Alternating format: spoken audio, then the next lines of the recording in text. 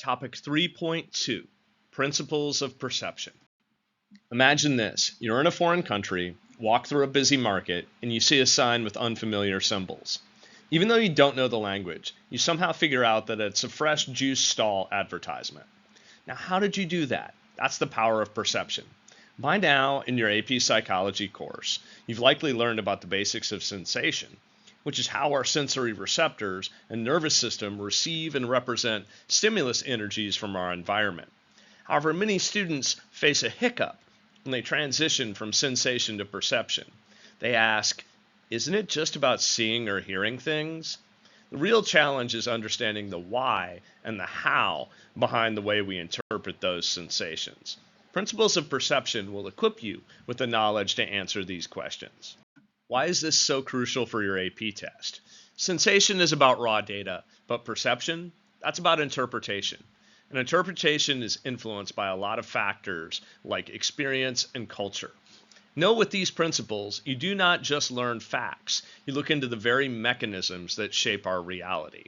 This deeper comprehension can elevate your AP exam answers from generic to exemplary. Let's journey down the rabbit hole of perception. And where we're headed next, we'll unravel how experiences and culture, seemingly abstract concepts, make us perceive differently.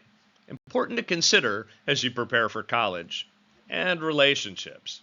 How can experience and culture influence perceptual processes? Experience and culture play pivotal roles in shaping our perceptual processes. Here's how. Perceptual set. This is a predisposition or readiness to perceive something in a particular way.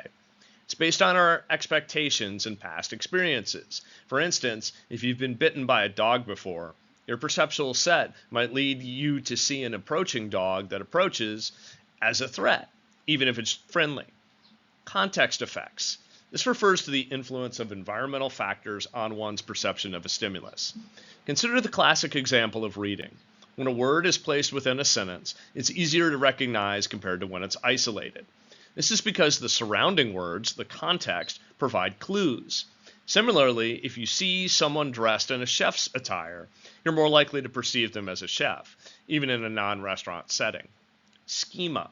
This is a mental framework or blueprint that organizes and interprets information. It's influenced by both experience and culture. For example, your schema for home might be a building with a door and windows. But for someone from a nomadic culture, it might be a tent. These schemas influence how we perceive new information. If you're shown an abstract image, you'll try to fit it into a pre-existing schema to make sense of it. But while these factors shape our interpretation of the world, our perception is also guided by what we actively pay attention to. What is the role of attention in behavior? Attention acts as a spotlight, focusing on specific stimuli and filtering out the rest, deeply influencing our perceptual processes. Without attention, perception would be an overwhelming barrage of information. For example, while reading a book in a noisy cafe, your attention allows you to concentrate on the words, blocking out background chatter.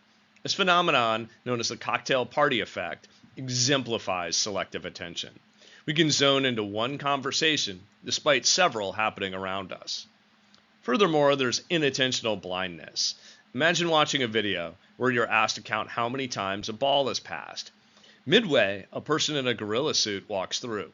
Surprisingly, many viewers, engrossed in counting, don't notice the gorilla. Here, attention on one task can render us blind to other, seemingly obvious stimuli. Therefore, while our experience, culture, and schemas provide a framework for perception, attention fine-tunes what we actually perceive. And now for the twist. What if I told you that as you've been seeing this, there was a detail, a nuance you missed? Maybe an emphasized word, a concept, or even a joke? It's not your fault. Our brains are wired to perceive in patterns, and sometimes skip details. Now, will you go back through this again? Will you watch it again? That's the true test of perception.